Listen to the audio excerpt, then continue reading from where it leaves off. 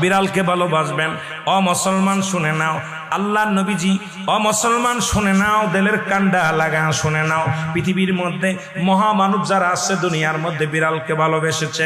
এই বিড়াল একটা গৃহপালিত পশুর মধ্যে পড়ে যায়, এটা এত প্রভুভক্ত হয়, এত মুসলমান শুনে নাও, বিড়ালটাকে অত্যন্ত মায়া করবেন। বিড়ালটা যদি দোয়া করেন, বিড়ালটাকে বিনা কারণে কোনো বিষ দিয়ে মারবেন না, কোনো কিছু দিয়ে মারবেন না। ও মুসলমান শুনে নাও, বিড়ালটাকে যত্ন করবেন। বিড়াল যদি অভিশাপ করে, বিলাই যেটা বলা হয়, অভিশাপ করলে সঙ্গে সঙ্গে আমার আল্লাহ কবুল করে নাই। বিড়ালের অভিশাপে মানুষ ফকির হয়ে যায়, বিড়ালের অভিশাপে মানুষগুলো ধ্বংস হয়ে যায়, বিড়ালের অভিশাপে দুনিয়ার সংসারের মধ্যে অশান্তি লেগে যায়। বিড়ালকে ভালোবাসলে, ও মুসলমান শুনে নেও, এই বিলাইকে ভালোবাসলে, বিলাই যদি দোয়া করে, বিলার দোয়ায় আল্লাহ দরবারে অনেক ফায়দা লুটতে পারবেন। জোরে জোরে চিল্লায় বলা যাবে না মারহাবা। এখনো নবী বিড়ালকে ভালোবাসতেন, এখনো মক্কা